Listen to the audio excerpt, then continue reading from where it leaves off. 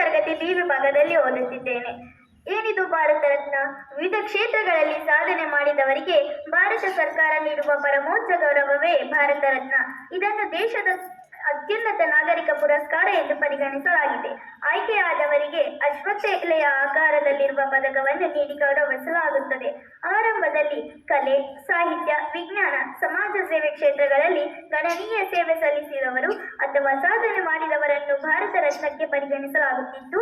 ಆದರೆ 2011ರ ಡಿಸೆಂಬರ್ನಲ್ಲಿ ತಿದ್ದುಪಡಿ ಮಾಡಿ ಯಾವುದೇ ಕ್ಷೇತ್ರದಲ್ಲಿ ಗಣನೀಯ ಸಾಧನೆ ಮಾಡಿದವರನ್ನು ಅರ್ಹರು ಎಂದು ಪರಿಗಣಿಸಲು ತೀರ್ಮಾನಿಸಲಾಯಿತು. ಭಾರತ ರತ್ನ ನೀಡಲು ಜನಾಂಗ, ಲಿಂಗ, ವೃತ್ತಿ ಇತ್ಯಾದಿಗಳೆಲ್ಲವನ್ನು ಮೀರಿ ಸಾಧನೆಯನ್ನು ಮಾತ್ರ ಮಾನದಂಡವಾಗಿ ಪರಿಗಣಿಸಲಾಗುತ್ತಿದೆ. ಇದುವರೆಗೂ 86 ಭಾರತ ರತ್ನ ಪ್ರಶಸ್ತಿಗಳು ನೀಡಿ ಗೌರವಿಸಲಾಗಿದೆ. 2023-24ನೇ ಸಾಲಿನಲ್ಲಿ ಶ್ರೀಯುತರಾದ LK ಅಡ್ವಾಣಿ ಅವರಿಗೆ ಭಾರತ ರತ್ನ ಪ್ರಶಸ್ತಿ ನೀಡಲಾಗುತ್ತಿದೆ. ಲಾಲ್ ಕೃಷ್ಣ ಅಡ್ವಾಣಿ. LK ಅಡ್ವಾಣಿ ಅವರ ಪೂರ್ಣ ಹೆಸರು. ಇವರು ನವೆಂಬರ್ 8, 1927ರಲ್ಲಿ ಸ್ವಾತಂತ್ರ್ಯ ಪೂರ್ವ ಭಾರತದ ಸಿಂಧ್ ಪ್ರಾಂತ್ಯದ ಗೋರೆಗಾಂವ್ನಲ್ಲಿ ಜನಿಸಿದರು. ಶ್ರೀ ಕಿಶನ್ ಚಂದ್ ಅಡ್ವಾಣಿ ಹಾಗೂ ಜ್ಞಾನಿದೇವಿ ಇವರ ತಂದೆ ತಾಯಿ. ಇವರಿಗೆ ಶೀಲಾ ಎಂಬ ಸಹೋದರಿ ಇದ್ದಾರೆ. ಅಡ್ವಾಣಿ ಅವರು ರಾಷ್ಟ್ರೀಯ ಸ್ವಯಂ ಸೇವಕ ಸಂಘ RSSದ ಮೂಲಕ ಭಾರತದ ರಾಜಕೀಯ ರಂಗಕ್ಕೆ ಧುಮುಕಿದವರು.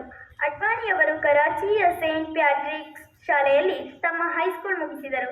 1936ರಿಂದ 1942ರವರೆಗೆ ಅವರು ಅಲ್ಲಿ ಓದಿದ್ದಾರೆ. 1947ರಲ್ಲಿ ಕರಾಚಿಯ ರಾಷ್ಟ್ರೀಯ ಸ್ವಯಂ ಸೇವನಾ ಸಂಘದ ಕಾರ್ಯದರ್ಶಿಯಾಗಿ ನೇಮಕಗೊಳ್ಳುವ ಮೂಲಕ ಇವರ ಸಮಾಜ ಸೇವಾ ಜೀವನ ಆರಂಭವಾಗುತ್ತದೆ.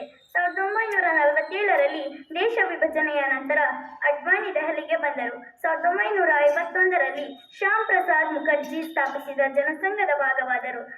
ಅವರು 1970ರಲ್ಲಿ ರಾಜ್ಯಸಭೆಯ ಸದಸ್ಯರಾದರು ಮತ್ತು 1989ರವರೆಗೆ ತಮ್ಮ ಸ್ಥಾನವನ್ನು ಹೊಂದಿದ್ದರು.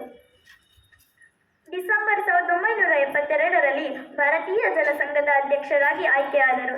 1975ರಲ್ಲಿ ಮೊರಾರ್ಜಿ ದೇಸಾಯಿ ನೇತೃತ್ವದ ಜನತಾ ಪಕ್ಷದಲ್ಲಿ ಮಾಹಿತಿ ಮತ್ತು ಪ್ರಸಾರ ಸಚಿವರಾಗಿ ನೇಮಕಗೊಂಡರು. 1980ರಲ್ಲಿ ಅಟಲ್ ಬಿಹಾರಿ ವಾಜಪೇಯಿ ಅವರೊಂದಿಗೆ